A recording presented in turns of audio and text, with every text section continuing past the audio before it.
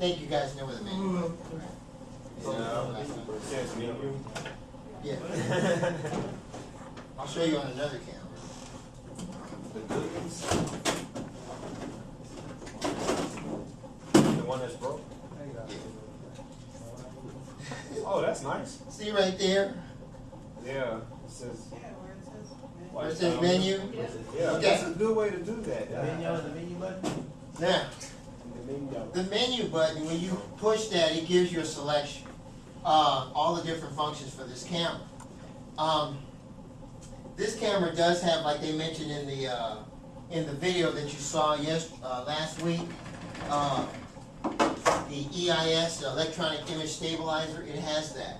The only thing about the image stabilizer is that the image stabilizer will not work with any other function.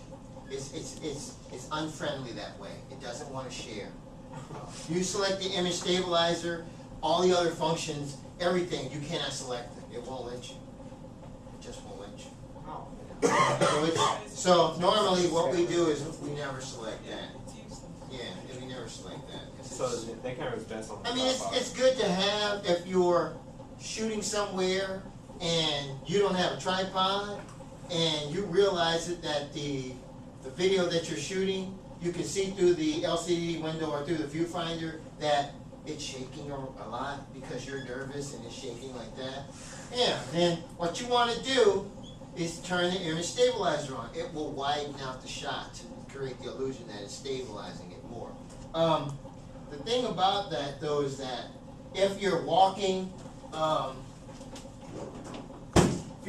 with the camera and you're trying to catch somebody and you're walking, every time you take a step, it's going to bounce a little bit. There's going to be some disturbance in the camera. Okay, the image stabilizer can stop minimal disturbance. If it's something like this, just a little bit of shaking, it can probably stop that. If you're bouncing like this, it's not going to stop that. It's going to be bouncing no matter what. It's going to be bouncing no matter what. It just won't do it. And throwing the camera down because it didn't do it is the wrong answer. It just cannot do that. It needs to have like I think an optical stabilizer where it can actually make the adjustment inside the camera and bounce back and forth inside. Then it can do that. But that's a more expensive camera that can do that. Well, it has a wheel right above the menu where you can make a selection. Digital zoom is not technically not what you're thinking when you hear the word digital zoom. Digital zoom doesn't mean that you select that and then all of a sudden when you push record, the camera just zooms right into the little macro shot where it's right on like the face of your face and you can see like the pores of your skin.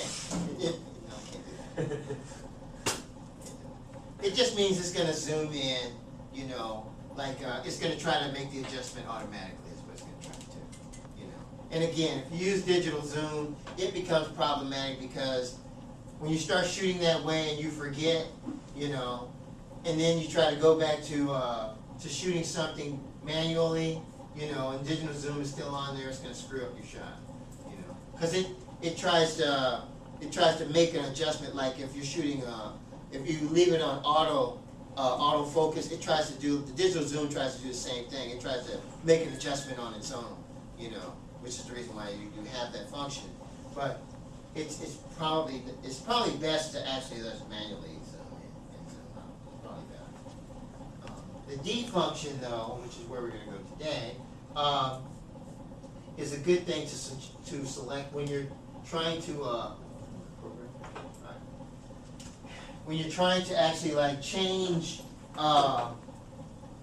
your shot to something a little bit more appealing. Now, granted, these functions only work when you think it's necessary to use them.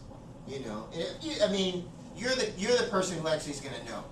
Okay, you don't really have to use these functions. You can actually go to the editing part and just edit it. You don't need to use that function. But in the event that you want to use it, it has a battery saver where it shuts off. If it's been on for so long, it'll shut right off. That just means the camera's broken. Okay, so say we're gonna be shooting Thomas here, and we have the white function on, right? We'll start shooting, recording there. We'll go to pause. We'll change our focus to something else. We'll start recording there, and it'll wipe from Thomas to the next shot. That's a little cheesy way, but Wow. it depends on, and again, it depends on how you arrange it. You know, you're the one who actually has to make the decision. That's Okay. kind of complicated. Okay, so the other function. Oh, is it still want to stop? I hope the computer can, I mean, the camera can pick that up. The other function is the mix. Okay. Every time you make a selection, you go back to menu, and that gets you off the little menu selection. And now mix is more like a dissolve. Is what it's like. So if we start shooting here, you get a little footage there. You stop. Then we go back over here to where these guys are. And you start shooting that. So we'll start from that camera and then dissolve into that. And again, it's solely up to what you want. It's what you want. I think it's best just to end that in there. Yeah.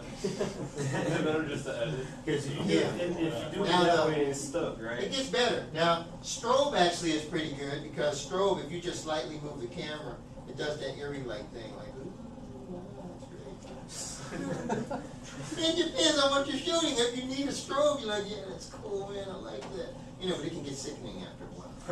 Yeah. You can do that, yeah, you can do strobe.